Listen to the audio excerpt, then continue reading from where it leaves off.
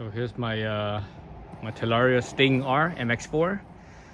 So I just rode up the mountain, my hill climb, my test course, with the new wheels, 21 up front, 18 in the back, 2.75 Shinko. I think that these are 241s, I believe they're called. And the back is 3" by 18, right?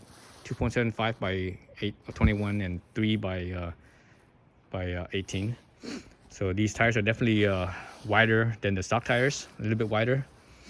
I think the front is about 10 millimeters wider, and the back is about 5 or so millimeters wider. The back's not that much wider than the front, or excuse me, the new back is not that much wider than the old back, the original back. Whereas the front is it's about as far as the difference between the two. This one is about twice as wide compared to the original the back. So this one's about 10 millimeters wider, and that one's maybe about 5 millimeters wider.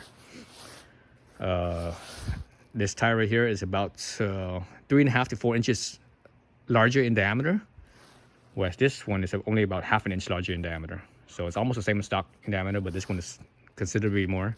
So it's so 4 inches diameter, that means 2 inches radius. So that means at the axle it's 2 inches higher. So that means everything, with a handlebar and everything, it's 2 inches taller, right?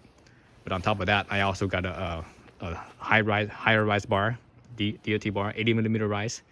So I think the stock bar is probably only like maybe 35 millimeters, 40 millimeters, somewhere around there. So this is about double the height on that. So basically, I increased my handlebar height about 4 inches compared to original. So so original, I was probably about down right here somewhere, in the handlebar height. So I was probably about down right here or so somewhere. So definitely taller. So that makes it a little bit more comfortable for so when you're standing up, when you have to stand up when you're riding in the dirt, because when you ride dirt you have to stand up a lot. That makes it more comfortable that way. So that way you don't have to hunch down so much. Because this bike, the reality is that when you ride this bike, it feels more, it's more like a dirt bike than it is a mountain bike. So on a mountain bike, you don't really stand straight up, right? On a mountain bike, unless you're climbing or you're climbing over some technical stuff, a log or whatever, then that's when you stand up. But for the most part, as you're going downhill, you rarely ever stand straight up, right? But on a dirt bike, potentially you could be standing almost up. So difference in riding style and body position between a dirt bike and a mountain bike. So these tires or these new wheel size are pretty good. They're definitely more stable because of the bigger diameter up front and raising the front a little bit more. It rakes out the head angle, so it's a little bit slacker. So it actually increases the trail as well. So basically, that will slow down your steering. Slows down your steering, but it makes it more stable. So that's what I feel. So I like it. It feels really good.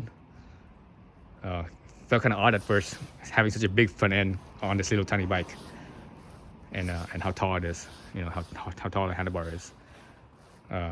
But it feels good. I think it'd be really good on dirt. As far as these tires go, these tires are definitely better than the stock tires on pavement. And I think they'll probably be better on dirt as well. These are supposedly trial tires, because this is how trial tires look like, right? You look at trial tires, and it actually says trial on here somewhere. Golden Boy. Let's see, Golden Boy. Where does it say trials? Somewhere on here it says trials. Let's see, Golden Boy, Shinko. Oh, this back one doesn't say it. That's kind of weird. 241s. So it says 241s. 241s. Golden Boys. That's interesting. This one right here, this front tire. See right here, trial tire. TRIAL. Trial, not trail. Trail is AIL, not IAL. But the interesting about this one is that it doesn't say Golden Boy on it. I mean, I think this is a 241 as well. Yeah, right here, 241, but it doesn't say Golden Boy. That's interesting. So maybe that this one's a little bit older. I think this one's a little bit newer. Let's see when it was this made. This was made in let's see, 8th week of 23. So this is new. This was made in February of this year, 23. This one was made. Let's see, I don't see the thing.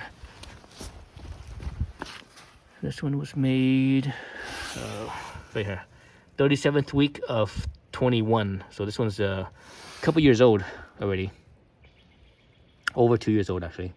So maybe that's why this one says Golden Boy and the other one doesn't say Golden Boy. But anyways, you know, it's a 241 tire, you know, the Shinko 241s. So as far as, you know, like I said, on dirt, I think these would be fine on dirt. You know, the stock tire is more of a knobby, you know, of a dirt bike tire, and these ones are, you know, the knob type is a trials type tire, and trials tires are actually very sticky, very grippy. They have less space between them, so when you have like a lot of looseness and a lot of stuff, that's when it, you know, this might have a little bit of harder time maybe because it has less cleaning space, right? Versus being close together like this, it's for gripping, like, you know, rock crawling type stuff, right? That's what the trials riding is. It's like rock crawling. So I'm pretty sure these would be better. But also, you know, the larger diameter, especially the front, the larger diameter,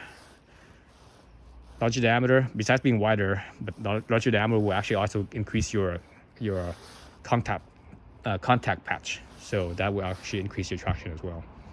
And that heavier weight in the front will actually increase traction in the front as well. So all the advantages, I think. Also, because the front end is a little bit taller and the rear end is slightly taller, my ground clearance down here should be a little bit taller as well.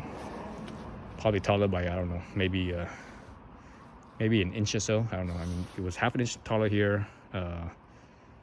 No, because this is half an inch the wider diameter. That means it's 1/4 inch taller here at the axle, and 2 inches taller here at the axle. So somewhere split the difference between the two, 1/4 to 2.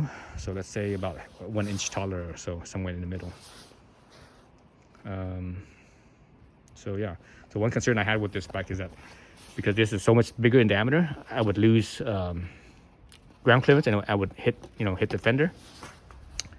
I'm not sure if that's ever gonna happen because this fork is sprung for someone that's heavier than me.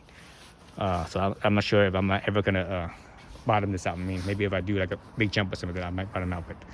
But as of now, the way that, you know, how light I am, I don't really do jumps. You know, I don't really do jumps. Or I only do small jumps. I never do any big jumps. You know, no big old doubles or tabletops or anything like that. Just small little kickers here and there, and some drops, and that's about it.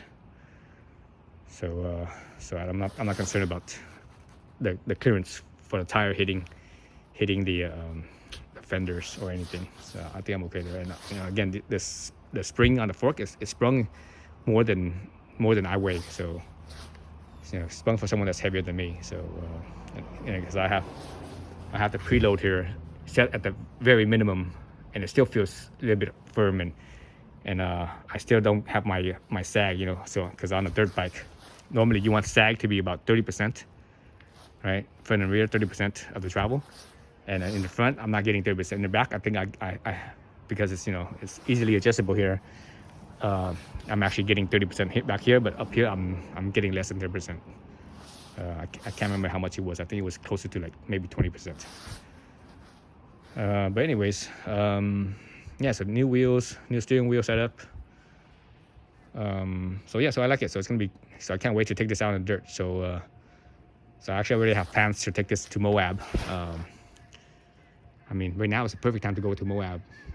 You know, it's still springtime. But I don't have time. I won't have time until like the end of May or end of this month or beginning of next month. I'll probably go to Moab when I have some time. I'll probably spend like maybe a week up there. just ride around on this bike and I bring my mountain bike too. So I'll probably rotate it. On the first day I do this, second day I ride the mountain bike, and third day I ride back to this, and I just switch it back and forth. So that way I get a couple mountain bike rides in. Yeah, so this is a cool little bike. So far I like it. I really like it actually. Yeah, nothing else to say about it. So I think that's I'm pretty much done with it. The only thing I'm waiting for is I ordered some foot pegs from Luna. Luna just got some foot pegs in for this model. The previous foot peg they had, it didn't fit this model. Because I contacted them and asked them about it, and they say it doesn't fit this model. It only fits the older model. But now they got some new stock in to fit both older and newer model. So I just ordered it this morning. So I can't wait to get those in, and that's it. I'm pretty much done with this bike.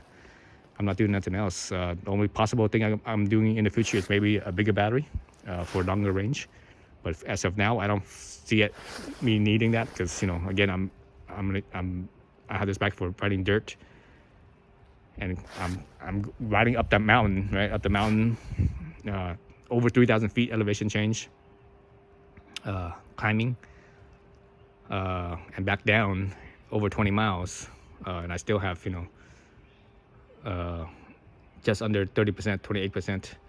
So I think that's pretty good. You know, 20 miles, you know, when you ride dirt, 20 miles is a considerable amount, right? And when you ride dirt, you actually use more energy than you do on pavement. So I think this battery as is should last me 20 miles on dirt. But you know, at the same time, when you're riding dirt, it's not that well. I mean, it depends on where you are.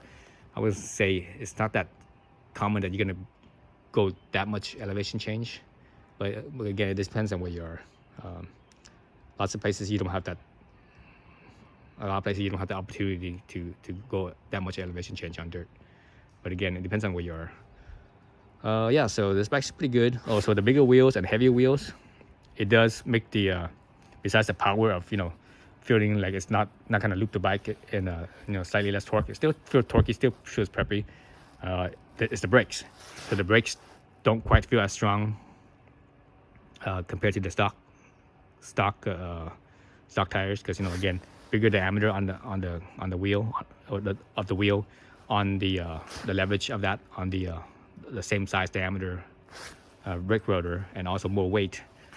That will, you know, that put more load on the brake rotor, and it makes it feel a little bit weaker, and it will probably heat it up more. But at the same time, you know, I rode down that mountain, 10 miles down, over 3,000 feet. I rode, you know, fast. You know, I always ride down up and down that thing really fast, as fast as I could.